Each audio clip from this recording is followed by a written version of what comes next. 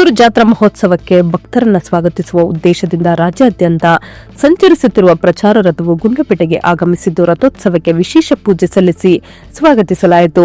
ಪಟ್ಟಣದ ಜೆಎಸ್ಎಸ್ ಕಲಾ ಮತ್ತು ವಾಣಿಜ್ಯ ಕಾಲೇಜು ಆವರಣದಲ್ಲಿ ನಡೆದ ಕಾರ್ಯಕ್ರಮದಲ್ಲಿ ವೀರಶೈವ ಮುಖಂಡರು ಸೇರಿದಂತೆ ವಿವಿಧ ಸಮುದಾಯಗಳ ಮುಖಂಡರು ಪ್ರಚಾರ ರಥವನ್ನ ಸ್ವಾಗತಿಸಿದರು. ಈ ವೇಳೆ ಚಿಕ್ಕತುಪ್ಪೂರು ಶಿವಪೂಜಾ ಮಠದ ಶ್ರೀ ಚನ್ನವೀರ ಸ್ವಾಮಿಗಳು ರಥಕ್ಕೆ ವಿಶೇಷ ಪೂಜೆ ಸಲ್ಲಿಸಿ ಪ್ರತಿ ವರ್ಷದಂತೆ ಈ ವರ್ಷವೂ ಸುತ್ತೂರು ಜಾತ್ರಾ ಮಹೋತ್ಸವವನ್ನು ಅದ್ದೂರಿಯಾಗಿ ಆಚರಿಸಲಾಗುತ್ತಿದ್ದು, ಸುತ್ತೂರು ಜಾತ್ರೆ ತನ್ನದೇ ಆದ ಧಾರ್ಮಿಕ ಹಾಗೂ ಸಾಂಸ್ಕೃತಿಕ ವೈಶಿಷ್ಟ್ಯತೆಯನ್ನು ಹೊಂದಿದೆ. ಭಕ್ತರು ಹೆಚ್ಚಿನ ಸಂಖ್ಯೆಯಲ್ಲಿ ಭಾಗವಹಿಸಿ ಜಾತ್ರೆಯನ್ನ ಯಶಸ್ವಿಗೊಳಿಸಬೇಕೆಂದು ಮನವಿ ಮಾಡಿದರು. ಈ ಸಂದರ್ಭ ಅಖಿಲ ಭಾರತ ವೀರಶೈವ ಲಿಂಗಾಯತ ಮಹಾಸಭಾ ಅಧ್ಯಕ್ಷರಾದ ರವಿ ಕಂಬರಳ್ಳಿ ಅವರು ಮಾತನಾಡಿ, ಸುತ್ತೂರಿನಲ್ಲಿ ಜನವರಿ 15ರಿಂದ 20ರವರೆಗೆ ಜಾತ್ರಾ ಮಹೋತ್ಸವ ನಡೆಯಲಿದ್ದು, ಜಾತ್ರೆಯ ಅಂಗವಾಗಿ ಸಾಮೂಹಿಕ ವಿವಾಹ, ಭಜನಾ ಮೇಳ, ವಸ್ತು ಪ್ರದರ್ಶನ, ಕೃಷಿ ಮೇಳ, ಸಾಂಸ್ಕೃತಿಕ ಮೇಳ, ದೇಶಿ ಆಟಗಳು, ದೋಣಿ ವಿಹಾರ, ಚಿತ್ರಕಲೆ, ರಂಗೋಲಿ, ಗಾಳಿಪಟ ಸ್ಪರ್ಧೆಗಳು ಸೇರಿದಂತೆ ವಿವಿಧ ವೈವಿಧ್ಯಮಯ ಸಾಂಸ್ಕೃತಿಕ ಕಾರ್ಯಕ್ರಮಗಳನ್ನು ಹಮ್ಮಿಕೊಳ್ಳಲಾಗಿದೆ. ಭಕ್ತರು ಹಾಗೂ ಸಾರ್ವಜನಿಕರು ಹೆಚ್ಚಿನ ಸಂಖ್ಯೆಯಲ್ಲಿ ಭಾಗವಹಿಸುವಂತೆ ಕರೆ ನೀಡಿದರು. ಗುಂಡ್ಲುಪೇಟೆ ತಾಲೂಕಿನ ಸಂಪಿಗೆಪುರ ಗ್ರಾಮ ವ್ಯಾಪ್ತಿಯ ಜಮೀನೊಂದರಲ್ಲಿ ರೈತರೊಬ್ಬರ ಕುರಿಯ ಮೇಲೆ ಚಿರತೆ ದಾಳಿ ನಡೆಸಿ ಬಲಿ ಪಡೆದಿರುವ ಘಟನೆ ನಡೆದಿದೆ. ಈ ಹಿಂದೆ ಕಳೆದ ತಿಂಗಳಲ್ಲಿ ಸಂಪಿಗೆಪುರ ಹಾಗೂ ಕಲ್ಲಳ್ಳಿ ಸುತ್ತಮುತ್ತ 3 ದಿನಗಳ ಕಾಲ ಹುಲಿ ಕಾಣಿಸಿಕೊಂಡ ಘಟನೆಗಳು ವರದಿಯಾಗಿದ್ದು, ಇದರಿಂದಲೇ ಸ್ಥಳೀಯರಲ್ಲಿ ಭೀತಿಯ ವಾತಾವರಣ ನಿರ್ಮಾಣವಾಗಿತ್ತು. ಇದರ ಬೆನ್ನಲ್ಲೇ ಇದೀಗ ಚಿರತೆ ದಾಳಿ ಸಂಭವಿಸಿರುವುದು ಆತಂಕವನ್ನ ಮತ್ತಷ್ಟು ಹೆಚ್ಚಿಸಿದೆ. ಈ ಕುರಿತು ಗ್ರಾಮಸ್ಥರಾದ ಬಸವಣ್ಣ ಅವರು ಮಾತನಾಡಿ, ಅರಣ್ಯ ಇಲಾಖಾ ಸಿಬ್ಬಂದಿ ಅವೈಜ್ಞಾನಿಕವಾಗಿ ಕಾರ್ಯಾಚರಣೆ ನಡೆಸುತ್ತಿದ್ದಾರೆ. ಪರಿಣಾಮ ಗ್ರಾಮಸ್ಥರು ಮತ್ತು ಪಶು ಸಂಪತ್ತಿಗೆ ಅಪಾಯ ಎದುರಾಗಿದೆ. ತಕ್ಷಣ ಪರಿಣಾಮಕಾರಿ ಕ್ರಮ ಕೈಗೊಂಡು ಚಿರತೆ ಸೆರೆ ಕಾರ್ಯಾಚರಣೆ ಕೈಗೊಳ್ಳಬೇಕೆಂದು ಒತ್ತಾಯಿಸಿದ್ದಾರೆ. ಅರಣ್ಯದಿಂದ ಹೊರಬರುವ ಕಾಡು ಪ್ರಾಣಿಗಳ ಚಲನವಲನದ ಮೇಲೆ ನಿಗಾ ವಹಿಸಲು ಎಐ ಕ್ಯಾಮೆರಾ ಹಾಗೂ ಡ್ರೋನ್ಗಳನ್ನು ಬಳಸಲಾಗುತ್ತಿದೆ ಎಂದು ಪ್ರಭಾಕರನ್ ತಿಳಿಸಿದರು. ನಗರದ ಜಿಲ್ಲಾ ಕಾರ್ಯನಿರತ ಪತ್ರಕರ್ತರ ಸಂಘದ ಸಭಾಂಗಣದಲ್ಲಿ ನಡೆದ ಸಂವಾದದಲ್ಲಿ ಅವರು ಮಾತನಾಡಿ, ಹುಲಿ, ಆನೆ ಸೇರಿದಂತೆ ಇತರೆ ಕಾಡು ಪ್ರಾಣಿಗಳು ಅರಣ್ಯದಿಂದ ಹೊರಬರದಂತೆ ತಡೆಯಲು ಗೋಪಾಲಸ್ವಾಮಿ ಬೆಟ್ಟದ ವಲಯದಲ್ಲಿ ಎಐ ಕ್ಯಾಮೆರಾಗಳನ್ನು ಅಳವಡಿಸಲಾಗಿದೆ. ಅಗತ್ಯವಿದ್ದರೆ ನಾರ್ಮಲ್ ಹಾಗೂ ಥರ್ಮಲ್ ಡ್ರೋನ್ಗಳ ಮೂಲಕ ಹುಲಿ, ಆನೆಗಳನ್ನು ಕಾಡಿನೊಳಗೆ ಓಡಿಸುವ ಕಾರ್ಯ ಮಾಡಲಾಗುತ್ತಿದೆ ಎಂದು ತಿಳಿಸಿದರು. ಬೇಸಿಗೆಯಲ್ಲಿ ಕಾಡ್ಗಿಚ್ಚು ತಡೆಯಲು ಅರಣ್ಯದಲ್ಲಿ ಅಗ್ನಿರೇಖೆ ನಿರ್ಮಾಣ ಮಾಡಲಾಗುತ್ತಿದೆ.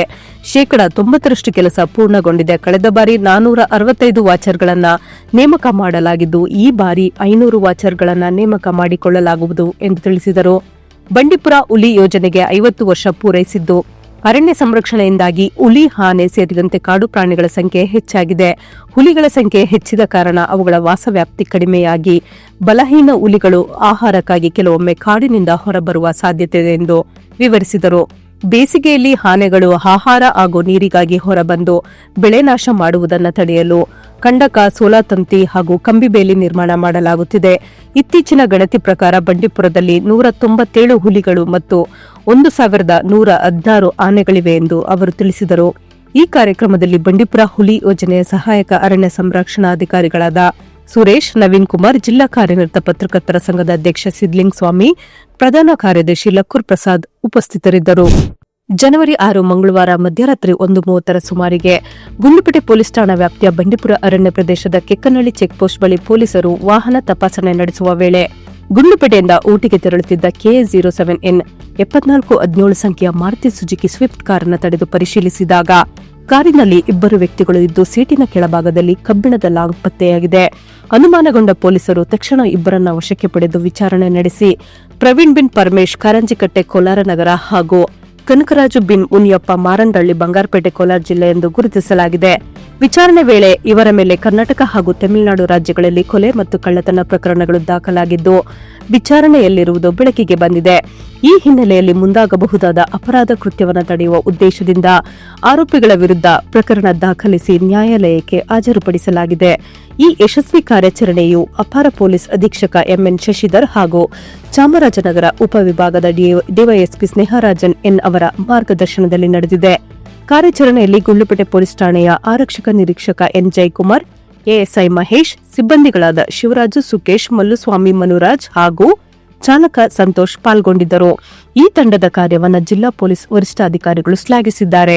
ಗುಂಡ್ಲುಪೇಟೆ ತಾಲೂಕಿನ ಕೆಬ್ಬೆಪುರ ಗ್ರಾಮದ ಜಮೀನೊಂದರಲ್ಲಿ ಹುಲಿಯ ಹೆಜ್ಜೆ ಗುರುತುಗಳು ಪತ್ತೆಯಾಗಿದ್ದು, ಗ್ರಾಮದಲ್ಲಿ ಆತಂಕದ ವಾತಾವರಣ ನಿರ್ಮಾಣವಾಗಿದೆ. ಇತ್ತೀಚಿನ ದಿನಗಳಲ್ಲಿ ಜಮೀನಿನ ಸುತ್ತಮುತ್ತ ಹುಲಿಯ ಸಂಚಲನೆ ಕಂಡುಬಂದಿರುವ ಹಿನ್ನೆಲೆಯಲ್ಲಿ ಸಾರ್ವಜನಿಕರು ಹಾಗೂ ರೈತರ ಸುರಕ್ಷತೆ ದೃಷ್ಟಿಯಿಂದ ಹುಲಿ ಸೆರೆ ಕಾರ್ಯಾಚರಣೆಗೆ ತಕ್ಷಣ ಬೋನ್ ಅಳವಡಿಸಬೇಕೆಂದು ಕೆಬ್ಬೆಪುರ ಗ್ರಾಮ ಪಂಚಾಯಿತಿ ಸದಸ್ಯರಾದ ಮಹೇಶ್ವರಿ ಕುಮಾರ್ ಅವರು ಅರಣ್ಯ ಇಲಾಖೆಗೆ ಒತ್ತಾಯಿಸಿದ್ದಾರೆ. ಗ್ರಾಮದ ಜಮೀನುಗಳಲ್ಲಿ ಕೆಲಸಕ್ಕೆ ತೆರಳುವ ರೈತರು, ಮಹಿಳೆಯರು ಮತ್ತು ಮಕ್ಕಳು ಭಯಭೀತರಾಗಿದ್ದು, ಯಾವುದೇ ಅಹಿತಕರ ಘಟನೆ ನಡೆಯುವ ಮೊದಲು ಮುನ್ನೆಚ್ಚರಿಕಾ ಕ್ರಮ ಕೈಗೊಳ್ಳಬೇಕು ಎಂದು ಗ್ರಾಮಸ್ಥರು ಮನವಿ ಮಾಡಿದ್ದಾರೆ. ರೈತರಿಗೆ ಯಾವುದೇ ಪ್ರಯೋಜನವಿಲ್ಲದ ಬಂಡೀಪುರ ಸಫಾರಿಯನ್ನು ಮತ್ತೆ ಆರಂಭಿಸಬಾರದು ಎಂದು ರೈತ ಸಂಘಟನಾ ತಾಲೂಕು ಅಧ್ಯಕ್ಷ ಹಂಗಳ ದಿಲೀಪ್ ರವರು ಒತ್ತಾಯಿಸಿದ್ದಾರೆ. ಸಫಾರಿ ಪುನರಾರಂಭಕ್ಕೆ ಮುಂದಾದರೆ ರೈತ ಸಂಘದಿಂದ ಸಫಾರಿ ಕೇಂದ್ರದ ಮುಂದೆ ಧರಣಿ ನಡೆಸಲಾಗುವುದು ಎಂದು ಅವರು ಎಚ್ಚರಿಕೆ ನೀಡಿದ್ದಾರೆ. ಪಟ್ಟಣದ ಪ್ರವಾಸಿ ಮಂದಿರದಲ್ಲಿ ನಡೆದ ಸುದ್ದಿಗೋಷ್ಠಿಯಲ್ಲಿ ಮಾತನಾಡಿದ ಅವರು, ಬಂಡೀಪುರ ಹುಲಿ ಸಂರಕ್ಷಿತ ಪ್ರದೇಶ ಸುತ್ತಮುತ್ತಲ ರೈತರು ಹಾಗೂ ಚಿರತೆ ಹುಲಿ ದಾಳಿಯಿಂದ ತೀವ್ರ ತೊಂದರೆ ಅನುಭವಿಸುತ್ತಿದ್ದಾರೆ. ಆದರೆ ರೈತರ ಸಮಸ್ಯೆಗಳನ್ನು ಆಲಿಸದೆ ಸಫಾರಿ ಆರಂಭಿಸಲು ಅವಕಾಶ ನೀಡುವುದಿಲ್ಲ ಎಂದರು. ಸಫಾರಿಯಿಂದ ಕೆಲವರಿಗೆ ಮಾತ್ರ ಲಾಭವಾಗುತ್ತಿದೆ, ರೈತರಿಗೆ ಯಾವುದೇ ಆದಾಯ ಸಿಗುತ್ತಿಲ್ಲ. ಇದಕ್ಕೆ ವಿರುದ್ಧವಾಗಿ ವನ್ಯಪ್ರಾಣಿಗಳಿಂದ ಬೆಳೆ ನಾಶವಾಗುತ್ತಿದೆ, ಸಮರ್ಪಕ ಪರಿಹಾರವೂ ನೀಡಲಾಗಿಲ್ಲ ಎಂದು ದೂರಿದ್ದಾರೆ. ಸಫಾರಿ ನಿಂತ ಬಳಿಕ ಮಾನವ ವನ್ಯಪ್ರಾಣಿ ಸಂಘರ್ಷ ಹಾಗೂ ರಸ್ತೆ ಸಂಚಾರದ ಒತ್ತಡ ಕಡಿಮೆಯಾಗಿದೆ ಎಂದರು. ರೈತರ ಅಭಿಪ್ರಾಯ ಪಡೆದೇ ಮುಂದಿನ ನಿರ್ಧಾರ ಕೈಗೊಳ್ಳಬೇಕು, ಇಲ್ಲದಿದ್ದರೆ ಮತ್ತೆ ಚಳುವಳಿ ನಡೆಸಲಾಗುವುದು ಎಂದು ಅವರು ಸ್ಪಷ್ಟಪಡಿಸಿದ್ದಾರೆ. ಸುದ್ದಿಗೋಷ್ಠಿಯಲ್ಲಿ ರೈತ ಮುಖಂಡರಾದ ಮಲ್ಲಯ್ಯನಪುರ ಶಿವಣ್ಣ, ನೀಟಿಸ್ವಾಮಿ, ಮಹದೇವ, ಶಿವಕುಮಾರ್, ಪ್ರವೀಣ್, ಮಹದೇವಪ್ಪ, ಬಸವೇಶ್, ಚನ್ನಮಲ್ಲಿಪುರ ಸತೀಶ್, ಸುರೇಶ್, ಸೋಮೇಶ್ ಹಾಗೂ ಪ್ರಕಾಶ್ ಉಪಸ್ಥಿತರಿದ್ದರು. ಸೋಮವಾರದಿಂದ 8 ದಿನಗಳ ಕಾಲ ನಡೆಯುವ ರಾಷ್ಟ್ರೀಯ ಹುಲಿ ಗಣತಿಗಾಗಿ ಅರಣ್ಯ ಇಲಾಖೆ ಎಲ್ಲ ಸಿದ್ಧತೆಗಳನ್ನು ಮಾಡಿಕೊಂಡಿದೆ. ಗಣತಿಯನ್ನ ಸರಿಯಾಗಿ ನಡೆಸಲು ರಾಜ್ಯದ ಎಲ್ಲಾ ಹುಲಿ ಸಂರಕ್ಷಿತ ಪ್ರದೇಶಗಳ ಅರಣ್ಯ ಸಿಬ್ಬಂದಿಗೆ ಈಗಾಗಲೇ ತರಬೇತಿ ನೀಡಲಾಗಿದೆ. ಮೊದಲ ಹಂತದಲ್ಲಿ ಬಂಡೀಪುರ ಹುಲಿ ಸಂರಕ್ಷಿತ ಪ್ರದೇಶ, ಕುಂದ್ಕೆರೆ, ಗೋಪಾಲಸ್ವಾಮಿ ಬೆಟ್ಟ ಮತ್ತು ಗುಂಡ್ಲುಪೇಟೆ ಬಫರ್ ವಲಯಗಳಲ್ಲಿ ಗಣತಿ ಕಾರ್ಯ ನಡೆಯುತ್ತದೆ. ಸಿಬ್ಬಂದಿಗೆ ಕಾಡಿಗೆ ತೆರಳಿ ಕಾಲ್ನಡಿಗೆಯಲ್ಲಿ ಸಂಚರಿಸಿ ಹುಲಿ, ಚಿರತೆ, ಆನೆ ಸೇರಿದಂತೆ ವನ್ಯಪ್ರಾಣಿಗಳ ಹೆಜ್ಜೆ ಗುರುತು, ಲದ್ದಿ ಮತ್ತು ಇತರೆ ಕುರುಹುಗಳನ್ನು ದಾಖಲಿಸಲಾಗುತ್ತದೆ. ಮುಂದಿನ ದಿನಗಳಲ್ಲಿ ಮೊಬೈಲ್ ಆಪ್ ಹಾಗೂ ಕ್ಯಾಮೆರಾ ಟ್ರ್ಯಾಪ್ ಬಳಸಿ ಗಣತಿ ನಡೆಸಲಾಗುತ್ತದೆ.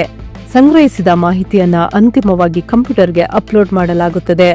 ಈ ಬಾರಿ ಸುಮಾರು 400 ಸಿಬ್ಬಂದಿ, 550 ಕ್ಯಾಮೆರಾಗಳ ಸಹಾಯದಿಂದ ಗಣತಿ ಕಾರ್ಯ ನಡೆಯುತ್ತಿದ್ದು, ಎಸ್ಟಿಪಿಎಫ್ ಭದ್ರತೆಯೊಂದಿಗೆ ಅರಣ್ಯ ಸಿಬ್ಬಂದಿ ಹುಲಿ ಗಣತಿ ಕಾರ್ಯವನ್ನ ನಡೆಸಲಿದ್ದಾರೆ ಎಂದು ಬಂಡೀಪುರ ಹುಲಿ ಯೋಜನೆಯ ಕ್ಷೇತ್ರ ನಿರ್ದೇಶಕ ಎಸ್ ಪ್ರಭಾಕರ್ ರವರು ತಿಳಿಸಿದ್ದಾರೆ.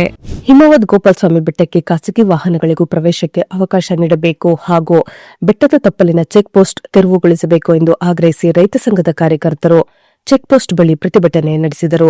ರೈತ ಸಂಘದ ಮುಖಂಡ ಡಾ ಗುರುಪ್ರಸಾದ್ ಮಾತನಾಡಿ, ಗೋಪಾಲಸ್ವಾಮಿ ಬೆಟ್ಟದ ರಸ್ತೆ ಲೋಕೋಪಯೋಗಿ ಇಲಾಖೆಗೆ ಸೇರಿದೆ, ದೇವಸ್ಥಾನ ಮುಜರಾಯಿ ಇಲಾಖೆಗೆ ಸೇರಿದೆ.